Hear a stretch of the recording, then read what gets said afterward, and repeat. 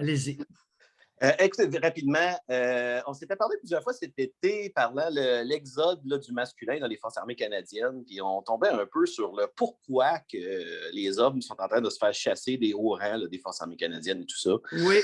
Il y a eu une nouvelle qui a passé dernièrement qui m'a fait réfléchir.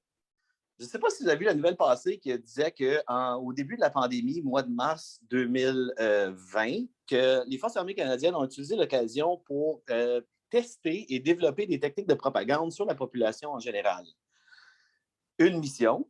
Donc, ils ont utilisé le laboratoire. Cette nouvelle-là a sorti au mois de juin, puis elle a été rediffusée à fin septembre encore.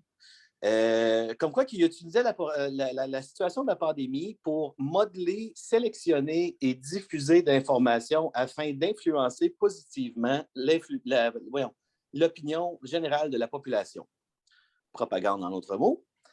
Parallèle à ça, il y aurait eu une autre campagne de surveillance des médias sociaux et de collecte de renseignements sur les grands influenceurs dans les médias sociaux canadiens. Maintenant, ce qui me fait réfléchir, c'est les hauts gradés se sont fait tasser suite à ça.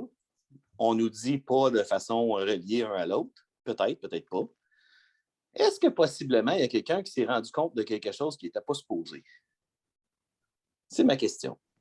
Je voulais juste partager ça ce matin. Oui, allez-y, élaborez un peu sur votre question. Je me dis que dans leur campagne de propagande, j'ai de la misère à m'imaginer que le gouvernement il était contre ça. Ils font la propagande de leur côté aussi.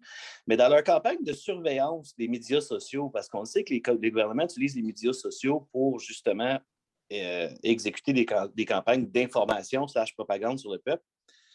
Je ne sais pas si les hauts gradés, en quelque part, ils ont tombé sur des rapports de manipulation, de sélection et de diffusion d'informations afin d'influencer la population générale des gens. Puis s'ils n'auraient pas trouvé, exemple, je ne sais pas, le gouvernement fait telle chose, et là, les hauts gradés sont en possession de cette information-là. Et là, mystérieusement, on sort un cas où quand le jeune était dans ses recrues à Saint-Jean en 97, qu'il s'est promené cru dans sa chambre. C'est Saint-Jean ou Kingston? Je pense que vous avez raison. Je pense crois que c'est Saint-Jean, oui. Ça me sonne comme une genre d'information qui était sur une tablette, là, puis qui ont gardé ça comme sécurité, que si jamais il y a de quoi, là. Non, je ne sais pas, il me semble que 97, là, ça fait 24-25 ans de ça. Bon, monsieur Alexis, maintenant que vous en parlez, l'étudiant, l'élève officier à Saint-Jean,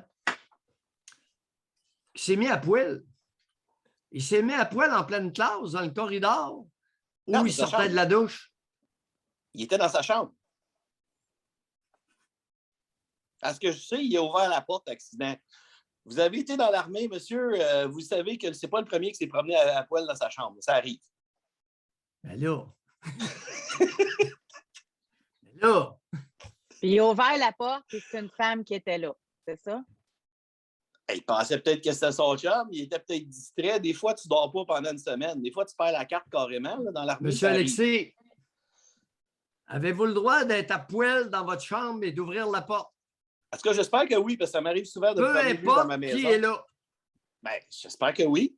Si on n'a pas ce droit-là, là, je suis dans ma chambre. Mais c'est vrai que c'est bizarre, cette histoire-là. Ah, ça, c'est épouvantable. C'est de la castration. Je serais peut-être comme Alexis pour me poser des questions sur la vraie histoire qui se cache derrière ça. C'est bien sûr que c'était canné. C'était emmagasiné. À quoi qui était dangereux, cet homme-là, pour qu'on le tasse, là? Non, mais juste, on va passer à Jonathan Vance.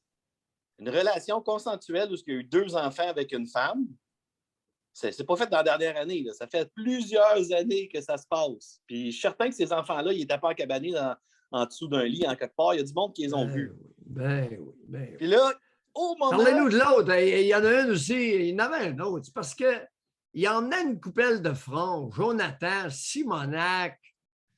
Ouvertement, il était polygame. Est-ce que je me trompe? Oui, mais la dernière fois que j'ai vérifié, il n'y avait rien d'illégal là-dedans.